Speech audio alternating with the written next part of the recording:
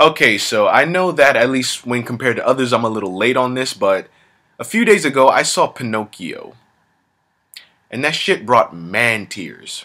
Where has that movie been all my life? Anyway, what's up, folks? It's the Methodical AAA. If you don't like me, frankly, I don't give a doo-doo anyway.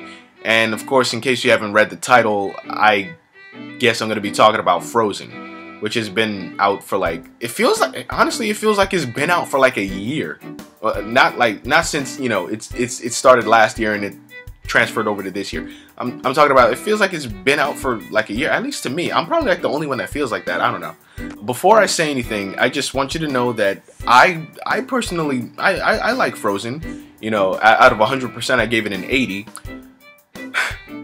But I'm here to talk about some of the flaws in the film because, at least in my opinion, it's not nearly as good as people say it is. So in order for me to talk about what I consider to be flaws in the film, I'm going to be talking about massive spoilers. So in case you haven't seen Frozen, go and watch Frozen and feel free to come back. But in case you don't care about spoilers, okay? So first off, what don't I like about the movie? The villain. Alright, so let me explain. Alright, so the main character, Anna, meets this guy named Hans, right? And apparently those two fall in love together. And the whole time I was just verbally objecting to this. Like, no, this doesn't make any sense. These two just met. Like, I was watching this movie with a friend of mine and he saw the movie before, so naturally he wasn't saying nothing because he didn't want to spoil nothing for me. Thank you. So Anna and Hans decide to get married, right? And, you know, since they just met that day, it naturally doesn't make any sense. I mean, of course, they had a musical number. And, of course, in Snow White, the prince met her, like, what, for like 3 minutes. And then at the end of the film, they're going off to the castle. Bottom line, in this film, it's painfully obvious that this relationship would not work. But, yeah, they want to get married because apparently they both believe that they're, you know, in love. And through things that happen later, Anna is going to die unless she gets a kiss of true love, right? So naturally, she would go to Hans, right? And right when they're about to kiss, Hans is like, "Oh, Anna, if only someone loved you." Yeah, it turns out Hans is the main villain of the film. What a twist!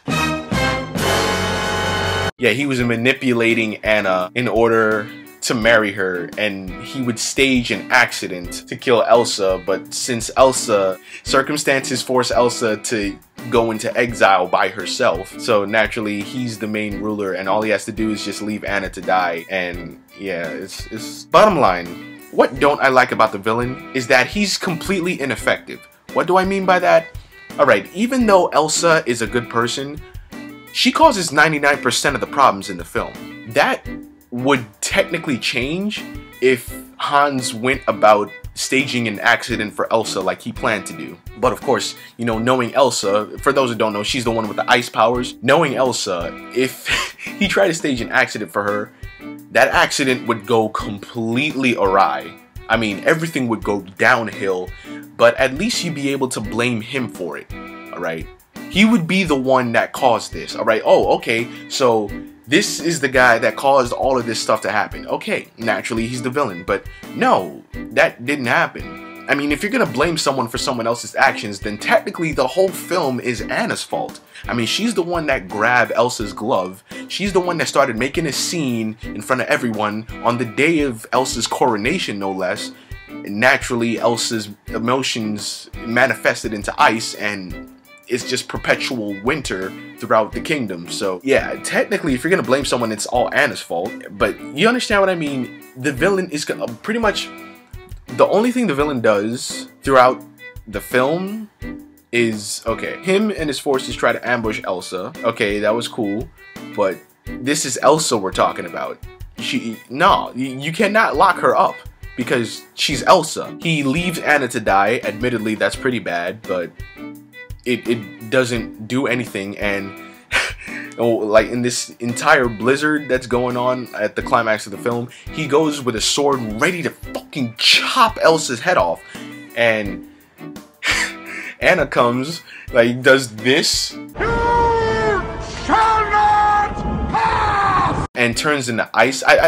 Did she turn into ice? I think it's kind of weird because if she did turn into ice, and considering the force of what Hans was doing, like, you know, the force of the blow that he was about to give. Pause. I don't know, if it was ice, either he would have chopped through the ice or gotten stuck in it. But no, the sword just completely fucking shatters on impact. It's like, bah! Witchcraft. It's Disney, so I guess you could get, you know, away with that. The last thing that happens, he gets punched in the face by Anna, thrown in, well, he falls overboard, and then he gets thrown into jail, and he gets sent back to his own country, waiting for his 12 brothers to beat the shit out of him. So that's a really ineffective villain. He didn't cause anything in the film. As I said, if he's the one if he staged an accident for Elsa, you could blame him for the events that happened in the film.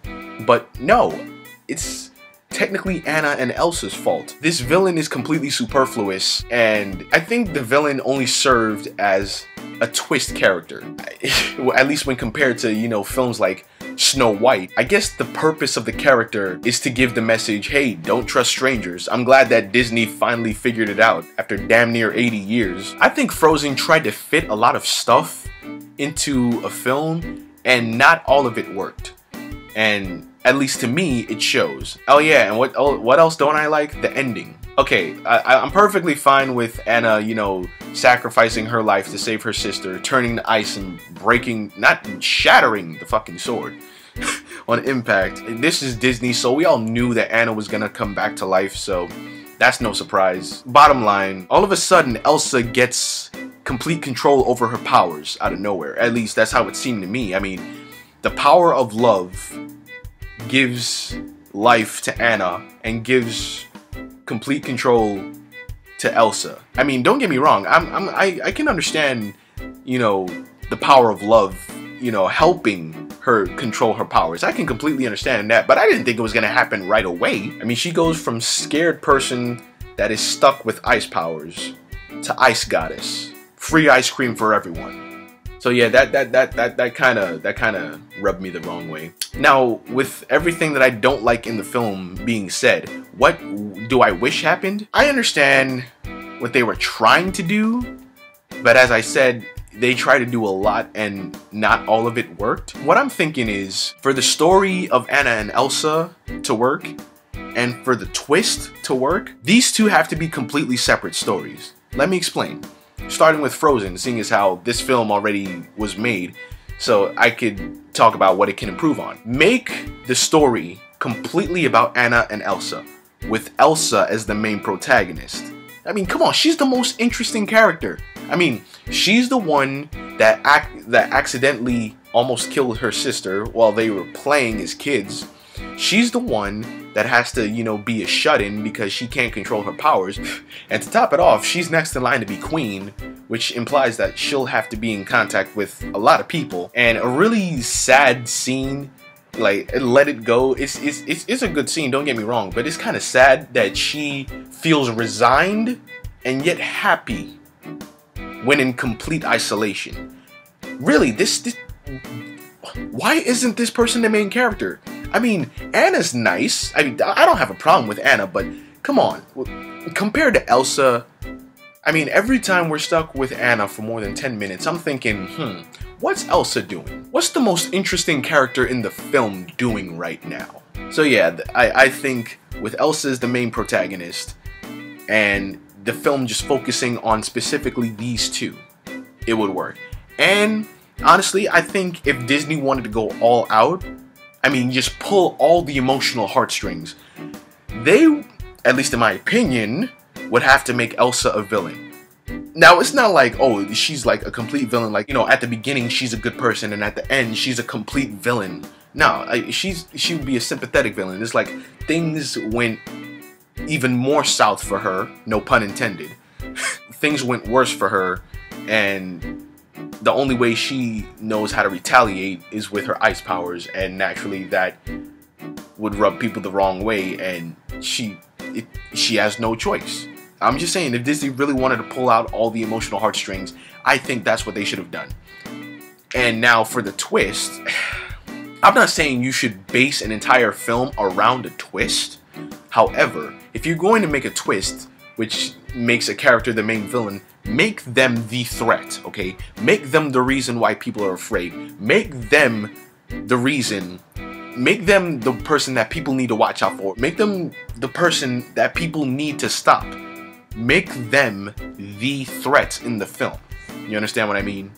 As I said, even though Elsa's a good person, she causes 99% of the problems in the film. Bottom line, that's pretty much what I thought about Frozen. Don't get me wrong, I liked the film. It's just, it could have been better. So, that's all I gotta say. So, with all that being said, I'm the Methodical AAA. If you don't like me, frankly, I don't give a doo-doo. Peace.